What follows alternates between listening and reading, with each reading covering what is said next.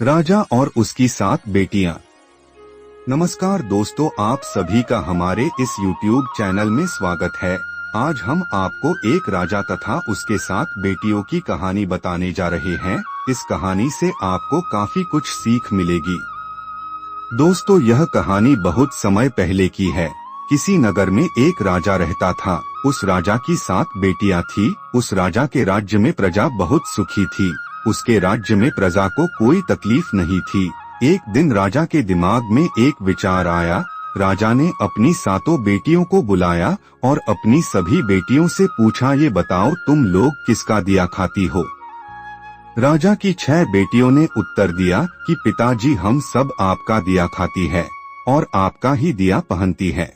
राजा की 7वीं बेटी, जो कि सबसे छोटी थी, उसने अपने पिता से कहा कि पिताजी, मैं तो भगवान का दिया खाती हूँ।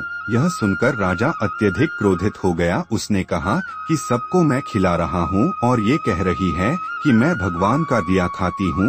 राजा ने अपनी 6 बेटियों का विवाह राजघराने में किया, लेकिन अपनी 7वीं बेटी का विवाह एक गरीब लकड़हारे से कर दिया, जो कि जंगल में प्रतिदिन जाकर लकड़ियाँ काटता था। वह किसी कारणवश बीमार हो गया था।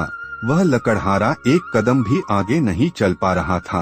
इतनी दयनीय स्थिति उस लकड़हारे की हो गई थी। ऐसे लकड़हारे से उस राजा ने अपनी छोटी बेटी का विवाह कर दिया। राजा ने अपनी बेटी से कहा कि तूने ही बोला था न कि मैं भगवान का दिया खाती हूँ, तो अब तू उसी का दिया खा। वह लड़की भगवान की इच्छा मानकर खुशी खुशी उस गरीब लकड़हारे के साथ रहने लगी। वह लड़की प्रतिदिन जंगल से लकड़ियां काटकर बाजार में बेचती तथा उससे जो पैसे मिलते, उस पैसे से अपने पति के लिए दवाइयाँ तथा खाने के सामान के साथ साथ दूध भी लेकर आती। लकड़हारे की पत्नी ने उसी जंगल में एक कुटिया बना लिया तथा उसी कुटिया में दोनों लोग रहने लगे। लकड़हारे की पत्नी बहुत दयावान थी। उसी कुटिया के बगल में एक नाग का जोड़ा रहता था। लकड़हारे की पत्नी सुबह एक कटोरे में दूध लेकर वहां नाग के बिल के पास रख देती। वह नाग प्रतिदिन दूध पीता। वह नाग कोई मामूली नाग नहीं था, बल्कि इच्छाधारी सांप था। एक दिन उस नाग ने सोचा कि यह लड़की तो बहुत दयालु है तथा गरीब है, क्यों न इसकी मदद कर दी जाए। एक दिन उस नाग ने लकड़हारे की पत्नी के स्वप्न में आकर कहा कि बेटी, जिस स्थान पर तुम दूध का कटोरा रखती हो वहां पर तुम गड्ढा खोदना, तुम्हें बहुत सारी संपत्ति मिलेगी। उस संपत्ति से तुम सबका भला करना, लेकिन एक बात का ध्यान रखना कि कोई भी व्यक्ति तुम्हारे द्वार से भूखा न जाने पाए। लकड़हारे की पत्नी सुबह उठी और जिस स्थान पर नाग का जोड़ा रहता था वहां पर उसने खोदना शुरू किया। उसकी पूरी तकदीर बदल गई। उसे इतना ज्यादा सोना मिल गया कि उस धन से उसने एक महल बनवाया। उसने पूरा एक नगर ही बसा लिया। वह प्रतिदिन भूखों को भोजन करवाती थी। उसका पति भी अब पूरी तरह से स्वस्थ हो चुका था। एक दिन लकड़हारे की पत्नी सबको भोजन करवा रही थी, तब उसने देखा कि लाइन में सबसे पीछे उसका पिता तथा उसकी 6 बहनें भी लगी हुई थी।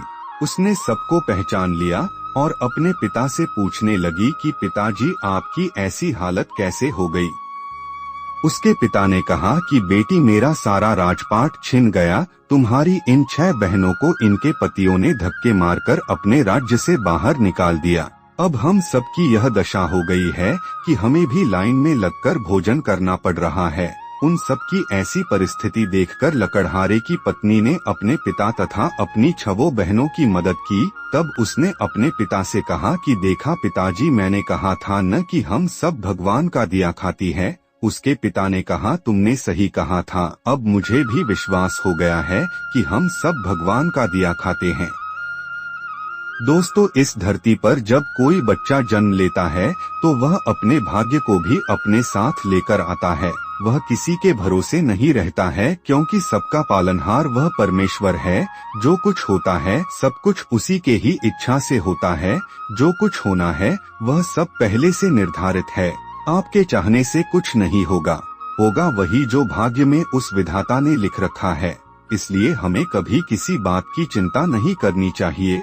भविष्य को भविष्य के गर्त में ही रहने दो। जो वर्तमान में हो रहा है उसे देखो, लेकिन इसका मतलब ये नहीं है कि हम अपना कर्म करना छोड़ दें। ऐसा बिल्कुल भी नहीं करना है। अपना कर्म करते जाओ, उसके बाद जो कुछ होगा वह देखा जाएगा।